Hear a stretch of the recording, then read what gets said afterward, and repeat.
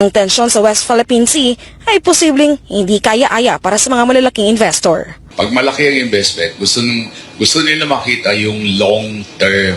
Diba? Anong prospect natin in the long term? Gusto nila makita stability, walang away. Diba? Kung nag-aaway, hindi mo malaman kung ano ba ang mangyayari bukas. Pag hinarangan natin, babanggain ba natin o hindi? Pag binangga natin, ano mangyayari sa atin? Paano naman yung investment ko rito? Diba? So, yung mga small business, yung kikita kagad, madali na yun, di ba? They set up tomorrow, they start production and they can already make money. Madali lang yan.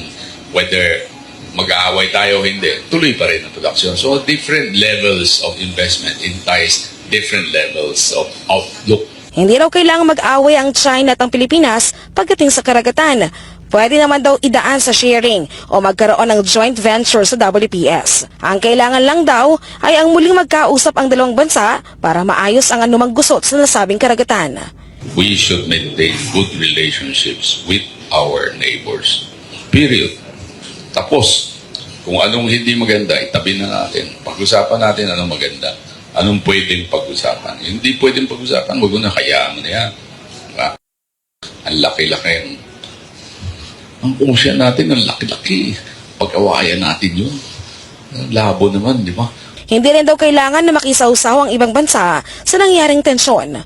Ito ang sagot ng FFCCI President nang matanong sa tila pakikipagpanig ng Pilipinas-Amerika sa gitna ng nangyayari sa WPS. Imbes na tayong dalawa mag-usap tayo. Di ba?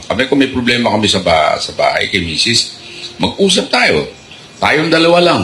Huwag mo isama yung nanay mo, tatay mo, kapatid mo, kung ano sinong isama mo, walang katapusan yan, ano? Kasi most likely yung mga kasama mo, pabor sa'yo, galit sa akin.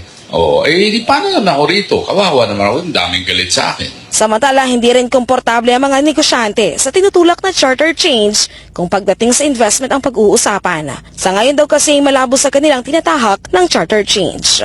Hindi natin alam kung ano mangyayari after the chacha. Pag walang nangyayari, pag tuloy-tuloy ang policies natin, ang mga regulations, we can predict what will happen. Di ba? Pag chacha, pinapalitan mo, gusto nila makita, ano ba yan? Hindi ko rin alam, ano ba yung economic? Now, after all these changes are in place, they will wait. How do you implement? Pag na-implement properly, then that's the time they come in. Stability ang hinahanap ng businessman kasi malaki ang investment hindi naman babawi yan na overnight. Thanks for watching Part Meal TV channel. Please subscribe my YouTube channel. Follow, like, comment, and share.